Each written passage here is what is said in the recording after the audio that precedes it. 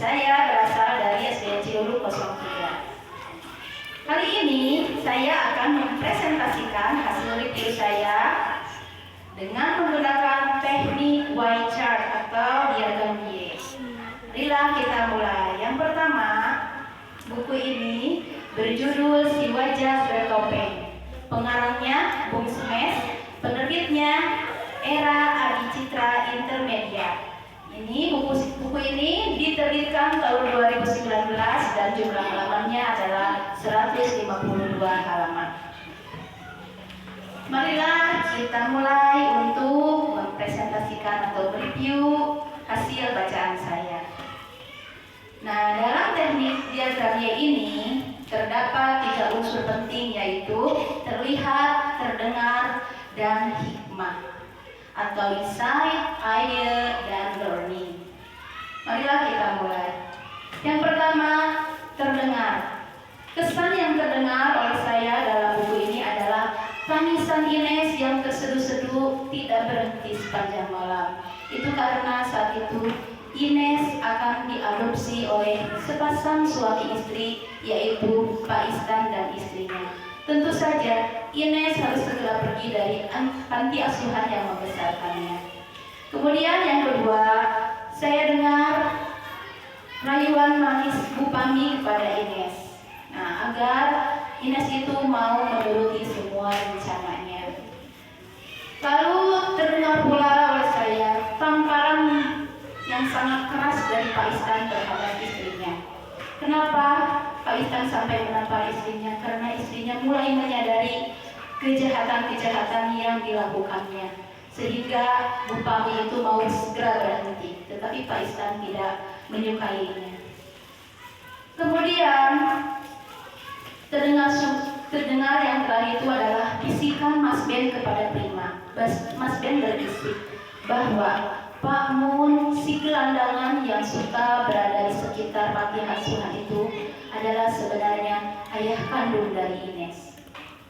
Nah, itu yang terdengar. Kemudian yang terlihat, kesan yang sangat terlihat dalam buku ini, yaitu ketika kedua anak yatim piatu, yaitu Prima dan Ines, mulai mengenal seorang pria paruh baya yang tampangnya cukup menyeramkan dan menganggap Ines itu adalah putranya, yaitu Pak Robert.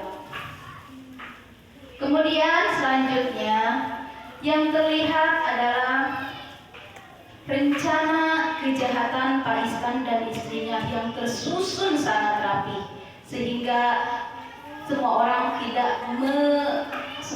tidak mengetahuinya atau semua orang tidak mencurigainya. Dan sangat cocok sekali bahwa Pak Istan ini disebut sebagai si wajah bertopeng.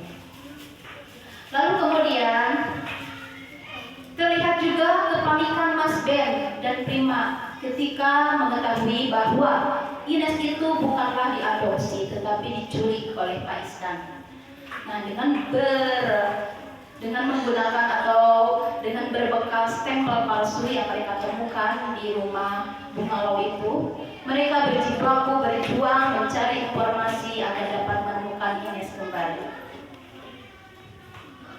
Nah, kemudian yang terakhir, sangat terlihat kebahagiaan dan keharuan ketika semua misteri tentang Ines dan keluarganya, tentang Pak Obat dan keluarganya, tentang kejahatan Pak Istan dan istrinya, semua terkuak. Maka di situ terlihat kebahagiaan dan keharuannya.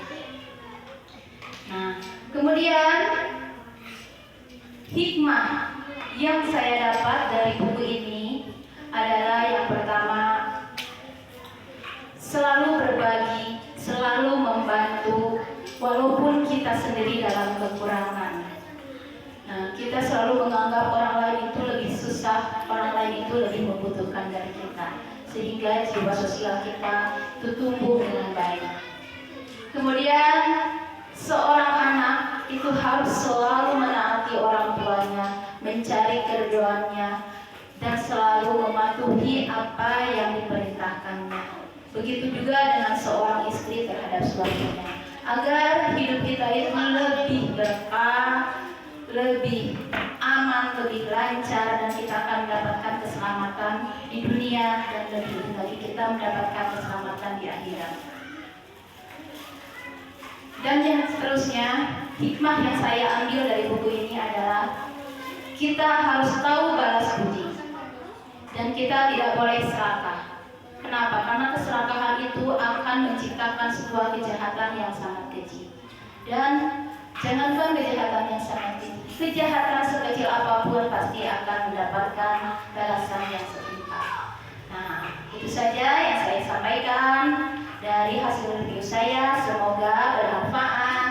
Salam literasi. Assalamualaikum.